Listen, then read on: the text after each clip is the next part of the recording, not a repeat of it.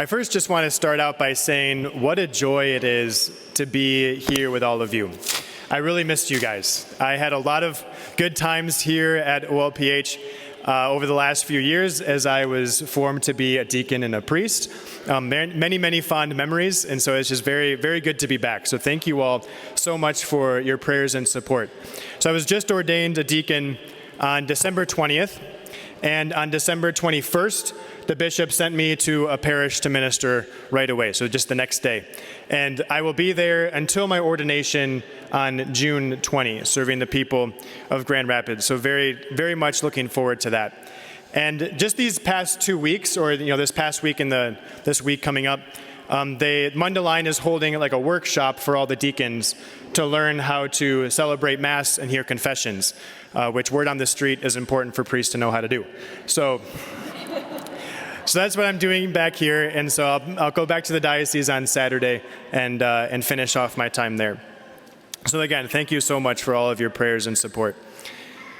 I have a little literature quiz for you all this morning. Hope you're awake. So I have a quote, and I want to see if anybody knows which book this quote is from. And if I only get you to listen to this quote attentively, then I did a good job. So here's the quote. You never really understand a person until you consider things from his point of view, until you climb into his skin and walk around in it. Does anybody know which book that comes from? Like, raise your hand if you know. Oh man, no one knows. That's okay. You listened carefully though. That was my goal. So this quote comes from the book To Kill a Mockingbird. Ah, there it is. Now you remember, of course, yes. So in this story, this quote comes from the father, Atticus, and he is talking to his daughter, the narrator of this story, Scout. And he's talking about her teacher, who she's not getting along with very well. But the book is full of different characters that are being judged based on people's criteria and the ways they see them, and not thinking about them and understanding them through their point of view. And one of the main characters that's being judged is their neighbor, Boo Radley, who is kind of seen as this kind of wild character. He's kind of a secluse, kind of an oddball. But throughout the story, little hints that he is actually a very kind person. And at the end of the story, he's actually the hero, and he saves the children.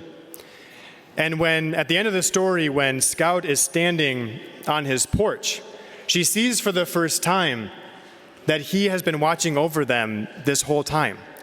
And she hadn't understood that before. And so she says this, Atticus was right. One time he said, you never really know a man until you stand in his shoes and walk around in them. Just standing on the Radley porch was enough. Our gospel this morning, long though it might be, right? Very, very rich. You can almost take any line and just sit there and pray with it. But this story of the blind man is just full of these kind of judgments. Right off the bat, it's actually the disciples themselves who started off. It's like, oh my gosh, the disciples are supposed to have it all together. Right? And they say, who sinned, this man or his parents? I'm going to judge this blind person by my own criteria. So who sinned, this man or his parents? And as we see, Jesus totally flips the script around, right? It was not actually for a sin, but so that God's glory might be shown in him. Almost the complete opposite of what the disciples were thinking. From his point of view, it was for the glory of God, not for sin. And after the healing, even some of his neighbors don't even recognize him. Right? That's kind of insulting. Right? They had seen him, like their neighbors. They see him all the time as he was sitting there. But now that he sees, no, that's not him. Nope. I know him as someone who is blind. No, that can't be him. A man who sees, someone else. Right? According to their standards, there is no way that this could be him. And even after the blind man tells them, like, yes, it is me, they continue to judge the whole scene through their own criteria, instead of seeing things through his point of view and rejoicing in him and in his healing with him. And then not only that, then they turn to Jesus himself and they start judging him. This man is not from God. He's not following the Sabbath, therefore, boom, in a category, in a box, not from God. And as you see, the man born blind, starts getting frustrated.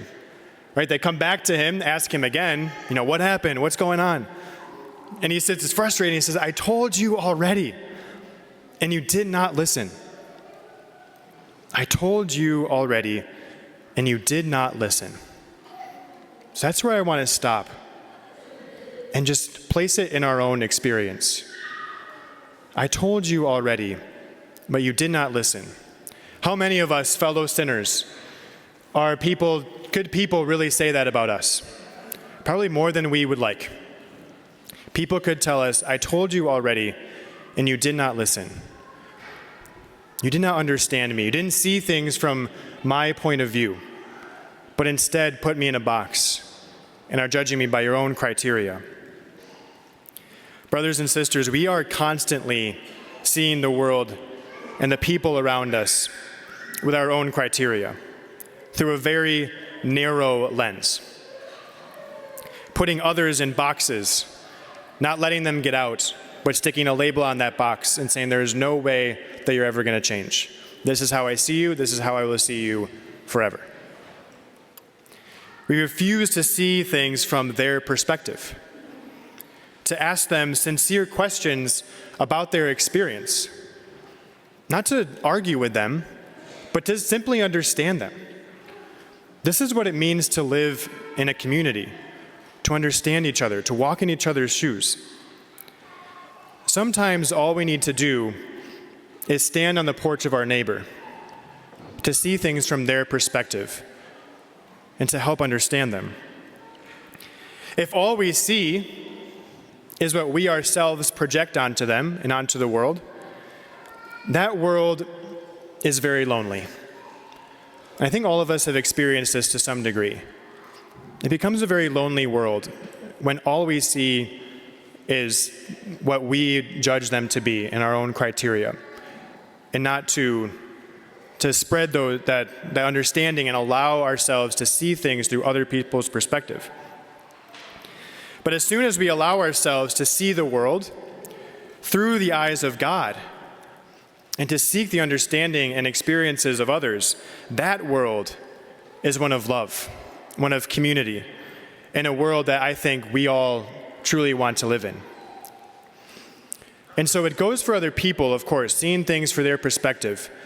But ultimately, if we want to understand God and to understand this world and all of its mystery, we need to see things through God's point of view.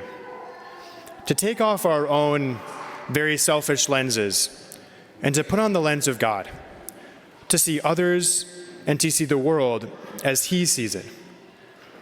That world is not lonely. That is a world I think we all wish to live in.